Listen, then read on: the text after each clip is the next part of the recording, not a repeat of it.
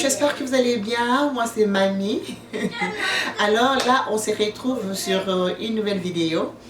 On va partager ensemble une petite recette que je vais faire. Et aussi, on va faire une baguette aujourd'hui. J'espère que ça va vous plaire. En fait, ça, c'est comme un vlog. Alors, on va commencer. Donc, au menu, on a la viande hachée et puis le pâte. Quelque chose de très simple, facile à réaliser à la maison. Et voilà, on va commencer. Alors, je vais commencer avec le pâte. Je vais aller mettre ça dans la casserole.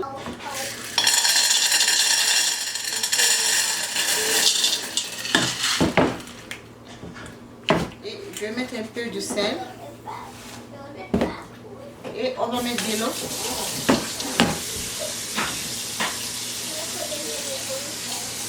Comment vous allez, l'été, comment ça se passe? Alors là, je vais aller déposer au feu.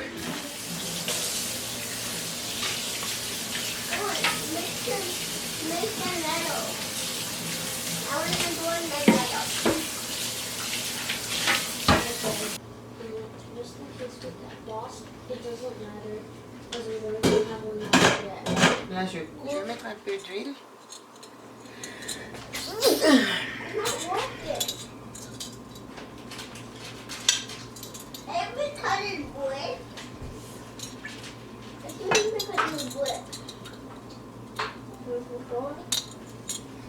Je vais patienter quelques minutes.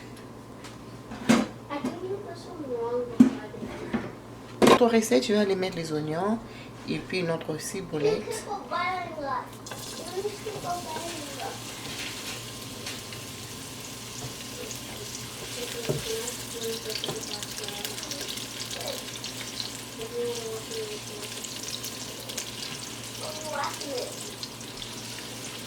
La viande hachée est là, c'est celle de bœuf.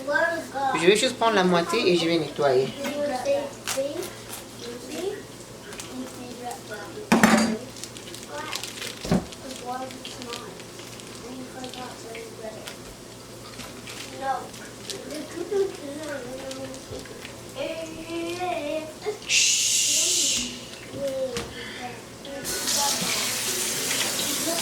Je vais nettoyer.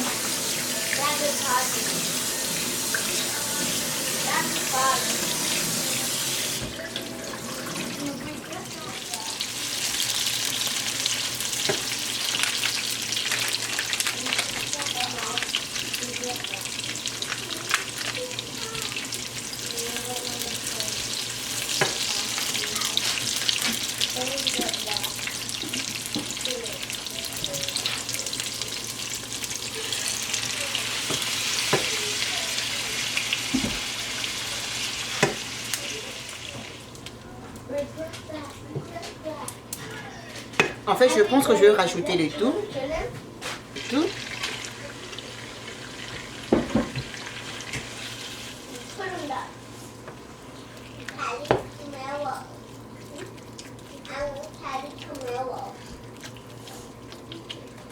Notre bouillon de poulet.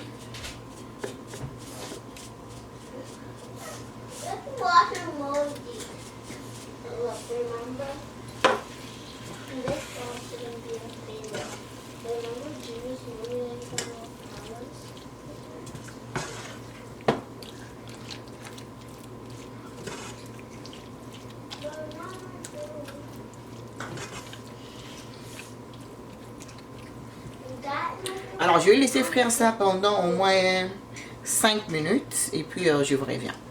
Là, je vais pas rajouter le poivron et puis de l'ail.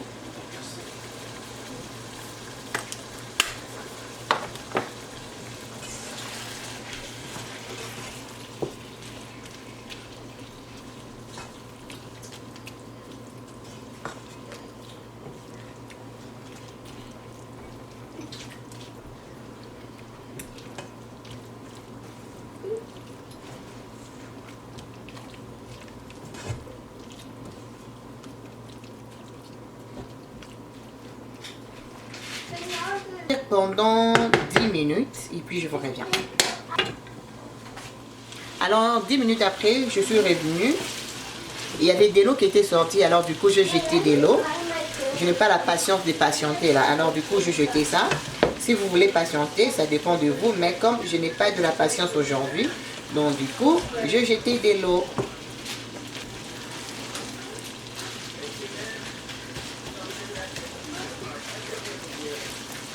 Alors, je vais laisser ça encore pendant 5 minutes. Donc, la totalité de la cuisson pour notre viande, c'est 25 minutes. Là, maintenant, c'est bien cuit. Donc, voilà. Je vais mettre ça de côté et puis je vais attaquer le pâte. C'est vraiment bien cuit. Donc, je mets ça de côté. J'attaque le pâte.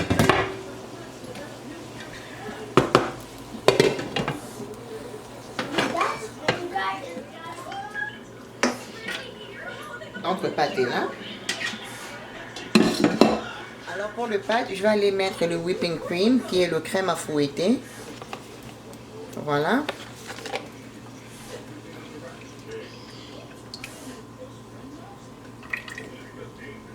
Half, donc 5% lait, 5% crème. Voilà, je vais rajouter encore un peu.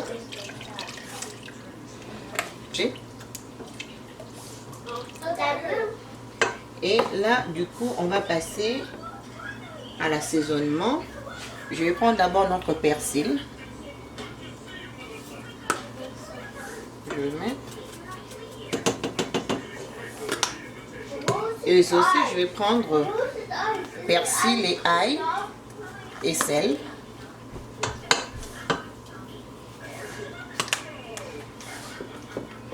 Et aussi, je vais prendre le poivron et ail. Je vais mettre un peu. Alors, je vais aller très bien mélanger.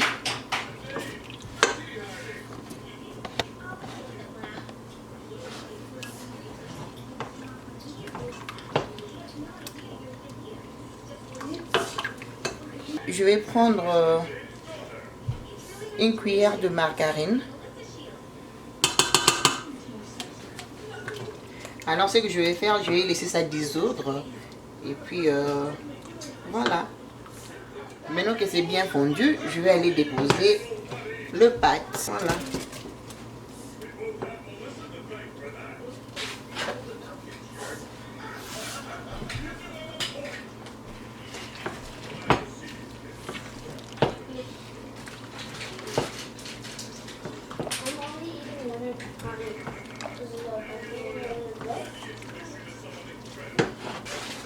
Et nous allons prendre notre fromage mozzarella.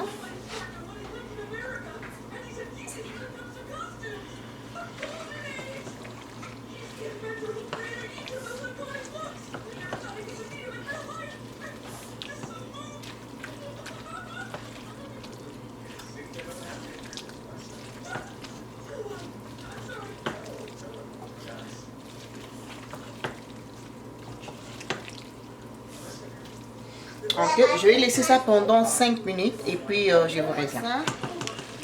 On va bien mélanger.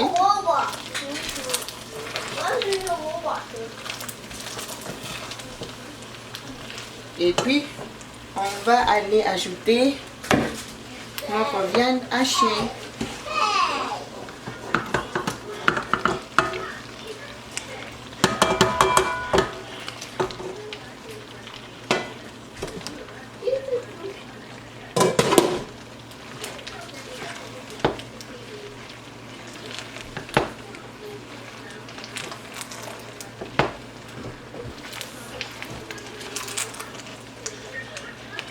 Si vous avez les légumes, vous pouvez toujours ajouter, comme de brocoli, de carottes, donc ça dépend de vous. Là, voici notre recette. Je vais juste rajouter un peu de fromage et mettre dans le four, juste pour 5 minutes. C'est tout. Juste un peu.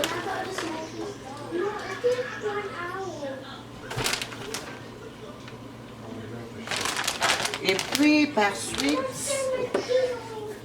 un peu de notre persil et puis je mets dans le four pour juste 5 minutes et puis notre dîner est prêt.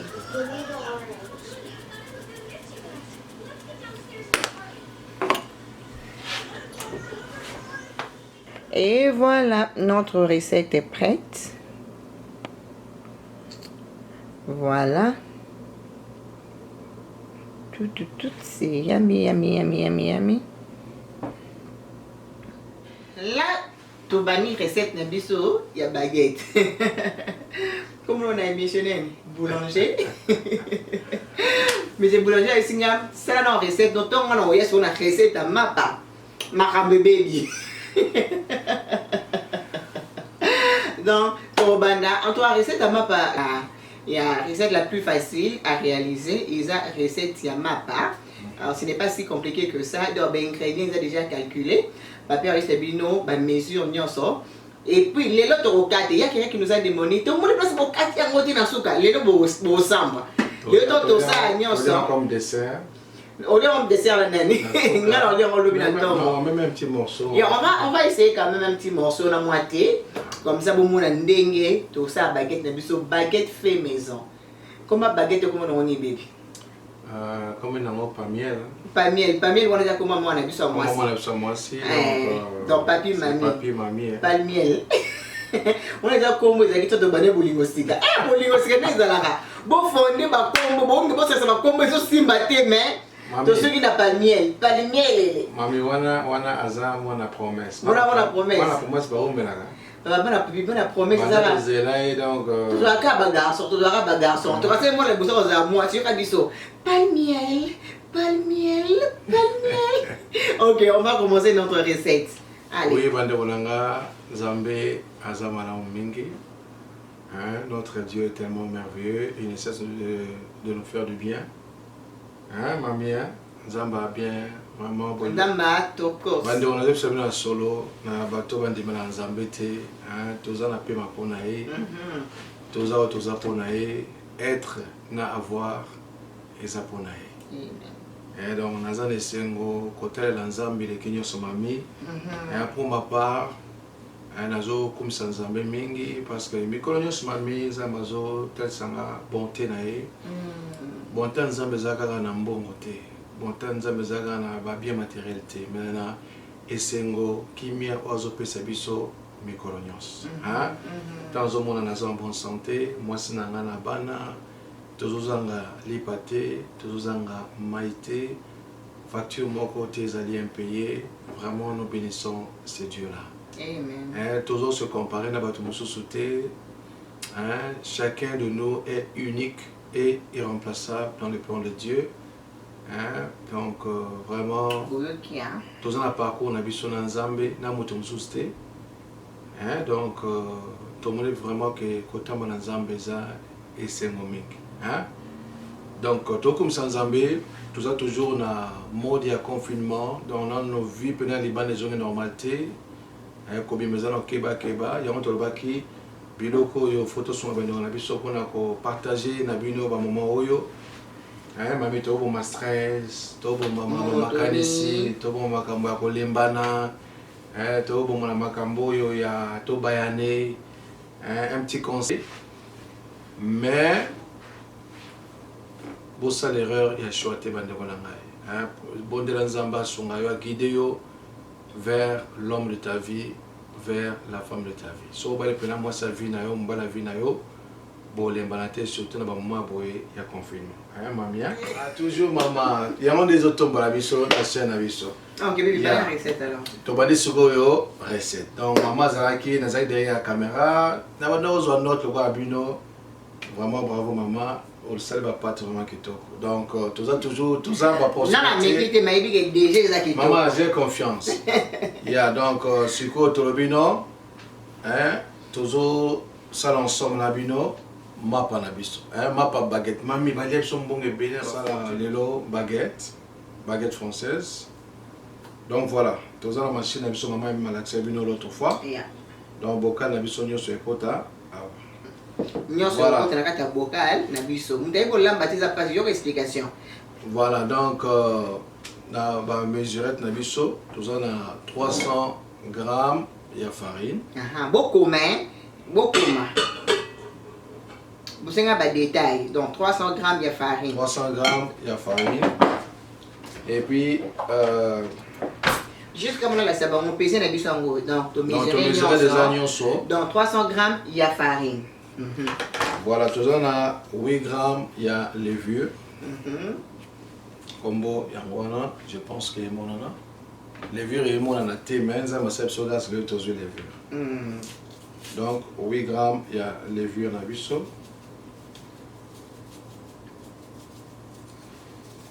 Voilà.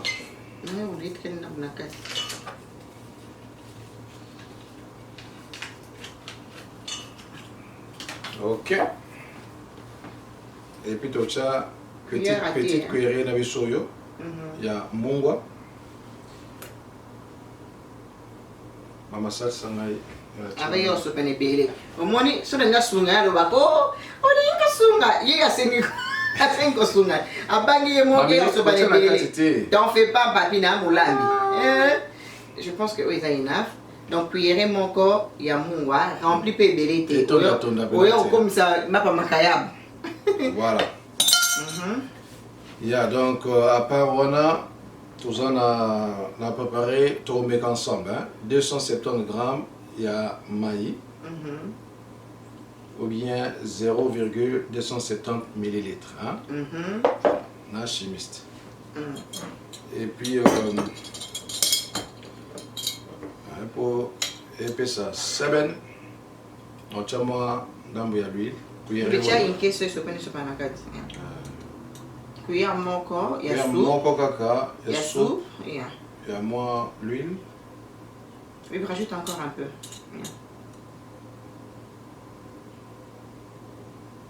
Voilà. Voilà donc. Yangoan.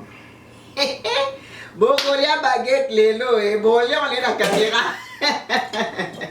Donc moi je vais remettre comme ça tout le temps de bela. Donc voilà.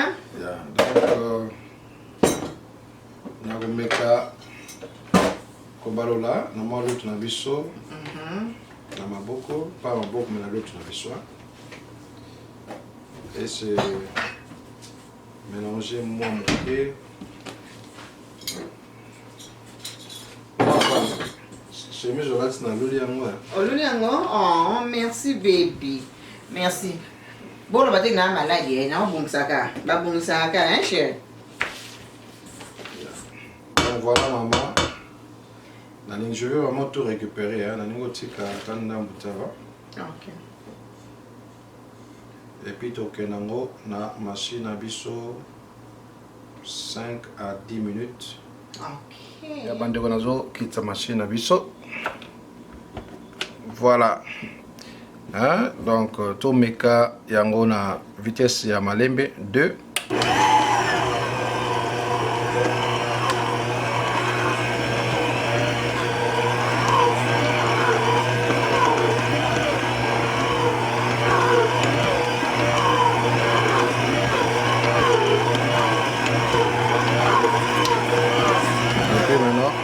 Ça, 400 vitesses.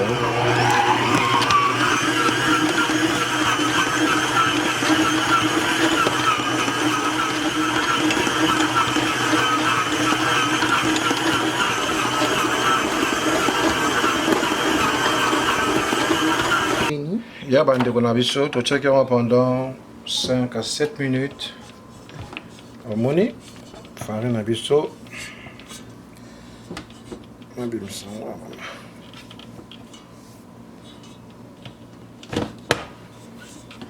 Ok, donc farine à biso yangoyo, pâte na biso, et c'est mélangé très bien. Alors comme tu as vu que les levure est allée, voilà, c'est mélangé très bien. Est-ce que ça colle papy? Toi c'est bon. C'est bon maman. Ça colle pas hein? Non, ça colle pas. Au moins ils ont collé. Non, c'est très bon. Voilà. Vos yeux mesure bien hein?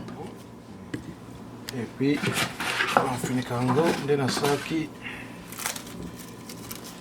Au moins farine et ça bien. Et bel et bien, pâte ça très bien. Elle a bien fouetté, ça colle pas. Il y a un endroit où les farines et ça bien. Bébé vas-y. To kangango, on farine. Comme ça farine et tombe maman. chaleur, ils atteignent à 23 degrés. Oups. Comme ça, mon pépé côté. Tout comme ça pendant 1h30, hein, papi? Même 1h, c'est bon. Ah, 1h, 1h30. 1h. Donc, à tout à l'heure. Papi, servez ton un maintenant pour couvrir en haut. T'assurer qu'à fruit tes affaires. Comme ça, levure et ça en haut. Voilà. 1h la biseau et coca-gaté. C'est plus que 1h, papi. Il y a 1h15 minutes. Hein. Il y a 1h15 minutes. Farine à biseau et mati.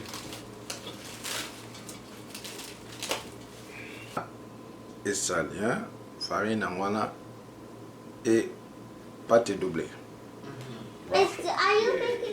Plan de travail, tout ça moi, farine moquée, Pécolité.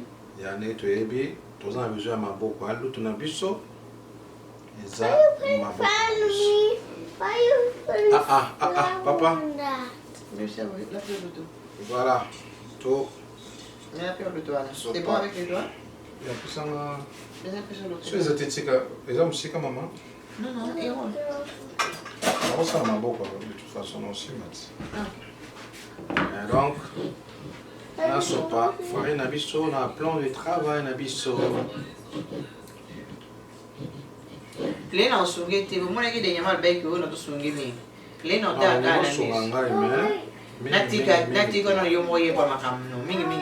voilà, donc, pâte na biso, il y a moi. On a si maman d'ambo, tobi misa mo pepe, hein.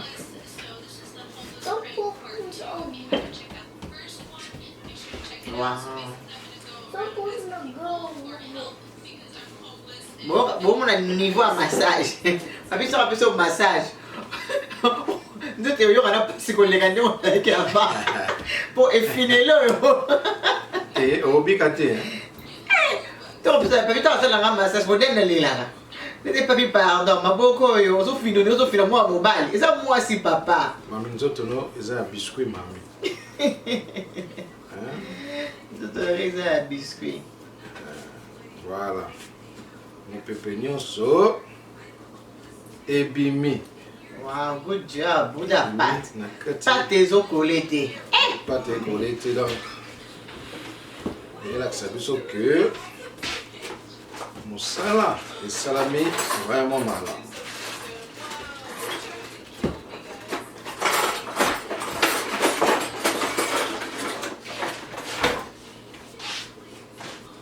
Zambé, ça va bien. Ah, merci confinement.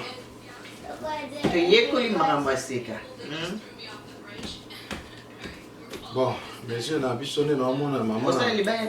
Tout ça va bon. Le bain est quoi? Ok. Papi a bien c'est ça manuel. Ma bonne est ça, Moussa Nyos. Wow! Le bain est on a tes maman. On veut la biso basi, on y Nyos en détail. Ah, à suivre. Maman, ça la pour un seul plaisir. Eh, tiens, pour ça, on a plaisir de ça, la pinza de maman, songi, plaisir. Les bains comme ça, papi challenge. On peut faire ça là. Il y a ma gamme. Non? Moi, je vais me faire. Wow. Ah, maman. Ah, même. On l'invite. Si on l'invite, maintenant, tu aussi ça. Massage ya mapa na divan wana batiela okisa pongi. So la longona ko bim ko lemba nyonso bimi. C'est normal parce que ça la ebele na journée. Ah di. Si ko lemba ate non na lobit. Bon na lobit. Mais ma ko lemba ya ata muta vandi bobo beke no alembi. Bandeko. Moi mon a fatigué na yete. Tango ke ya. C'est un gars s'allonger dans le divan. Waouh, bien massé. On est trois, ils ont mis les milliers. On va voir. Il y a un gramme. Ok. Ici là. Oui, il y a un gramme, ouais. Tous mes gars, ils ont combien? 208. 208. Tous mes gars, combien? 224. 224. Ça combien? 237. 234. Donc, on fait qu'on a chance. Ok. Attends, tester. Ok. Au moins, la professionnelle, donc, n'y a c'est fait du manding et mort. Bon, ça n'a pas papier. Roger, yaka susu. Roger Kimi, Roger Alale. Roger qui a Alale. On a 241, bébé. 241. 204. 204. Donc. D'abord, on a déjà fouillé. Oui, fouillé. 214. Déjà combien? 223. 14. Roger combien? 228. Très bien, ils allaient go bongo pour nani le vir na biso, ils allaient bien partager. Ils allaient dire que moninga leki yango, moninga za moins. Yango wana, il faut repéser. Dis ok papa quand.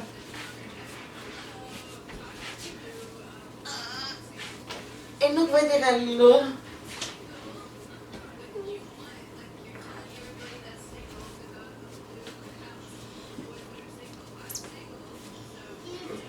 It's okay. You don't need to Mommy, part of baby and money. because when you grow them, they're gonna give you all the fruits. Ok. Money don't know. Moi, ma voiture, on a vu ça. Bon, moi, on a pas de difficulté, je ne sais pas bien de go Je suis là, conséquence, il y a maman Mossou. Mais la conséquence, il y a idée, maman. Eh ben, il était. Parce que on dit que mais c'est la mabo. So yango yo. Eh waouh, pas du vraiment kitoko. Il y a du bosso yango yo. Alors tout ça le reste et puis tout ça il est bien. On a pas qu'à reposer yango juste du polo, il y a moule à gâteau. Donc voilà. Voilà. Ça, il y a les bouchons. Donc, on a les deux tikaliwana et après, tout le monde. Oui, on a sali 3 baguettes. Au moins, 3 baguettes na soleil na plateau. Et on a légèrement poussé à farine les colos et puis on a couvert en haut. Il faut se reposer pendant 30 minutes avant la côte na four. Dans l'entretemps, pendant que farine les se reposer 30 minutes. Pendant que pâte se reposer pendant 30 minutes, nous avons la four chauffer déjà. Donc 30 minutes nous avons coca, à tout à l'heure.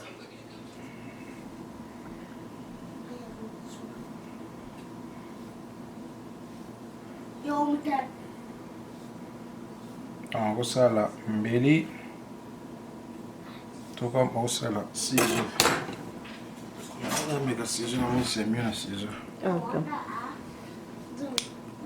Waouh. Papa professionnel là, il a donc déjà à chauffer four pendant 25 minutes. À vaporiser en eau très bien parce qu'il faut vraiment four et dans la vapeur pendant 15 à 20 minutes. Et puis 30 minutes après, c'est que ma panabiso et vimbi les sous. Alors peut-être tu as baline comme ça au côté on a ta four. Voilà. Au côté en haut n'ambeli na yo ou soit na saison na yo ils ont dépendre car na yo mais l'oni ozanango. Voilà. Voilà. On a la côté en four. On a moi maïa malili. La brosse à biso. Hein? Les colos. Voilà. La four. La four, hein? Zambé azabia. Bomoni baguette yango yo. Donc tous les cas final results.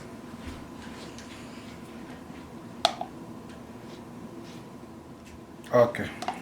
Là maintenant, et comme il temps et retient la four. Chamo nakata four Zambé azabia.